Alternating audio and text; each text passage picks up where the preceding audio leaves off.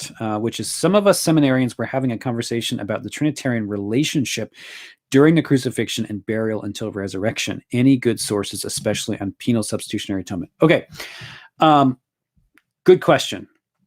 This question came up because it came up, and I don't know if the asking was related to this, but this question came up a lot recently because of a tweet that Tim Keller had that spoke about kind of the divine love between Father and Son disappearing or dissolving in some sense. I don't remember the exact wording of the tweet offhand. But in that relationship of the Father and the Son, there's kind of breaking of that divine love and eternal love.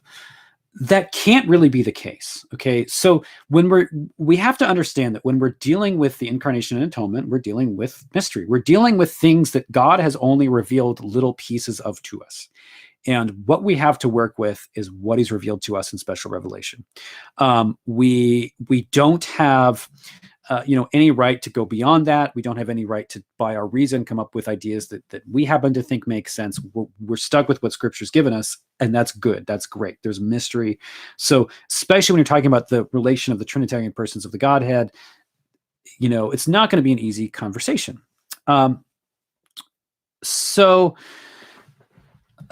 sorry, I'm always so distracted by these chats, but I'm trying to be able to focus a little better when I have these up. Okay, so wait, what was I talking about? Okay, yeah, the atonement. So here's the thing: the Trinity is the foundation for everything that exists. Okay, it's the ontological foundation of all existence, meaning that God himself holds all things in being.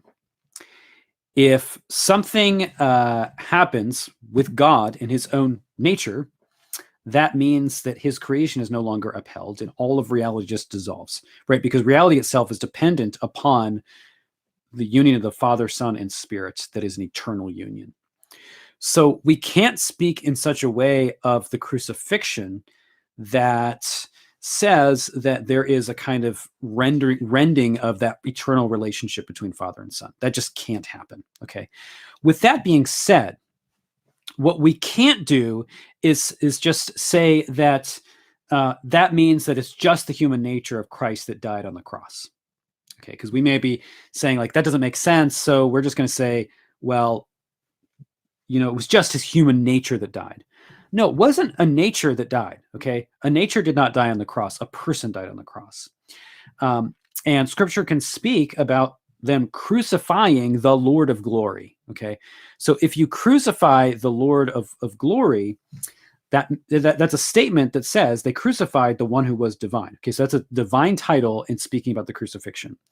So what we could say is this: in the crucifixion, the Son died.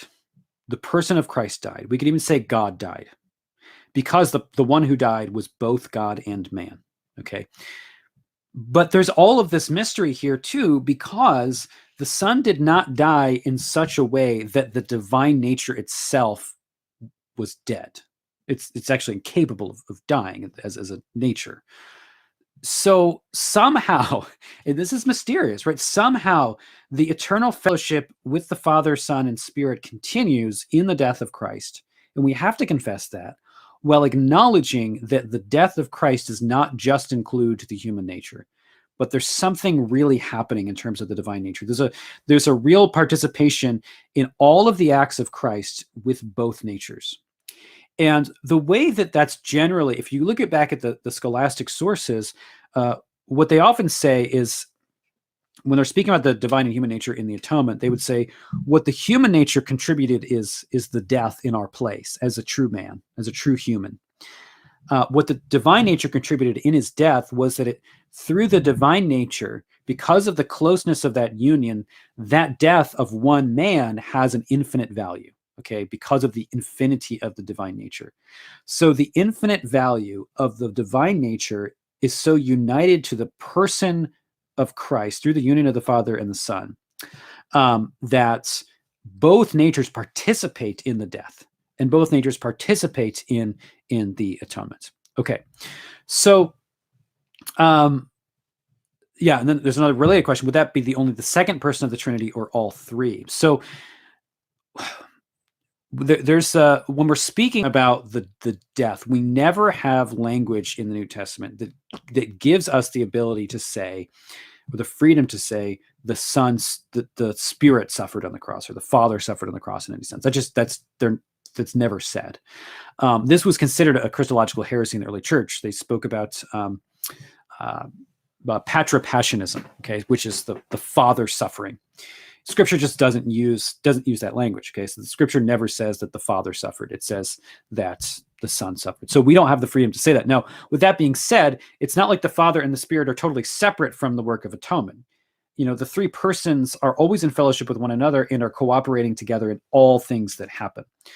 And the second part of the question that was recommended, or that was referenced there, was the question of penal substitution specifically.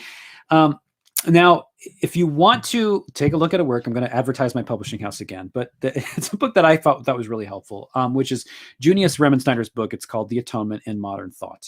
He was a Lutheran theologian, forward by B.B. Warfield, which is really interesting because he's Reformed, that deals with some of the objections to penal substitution and vicarious atonement. But what I will say is this: within the Lutheran tradition, penal substitution is not kind of the height of all atonement theories or ideas.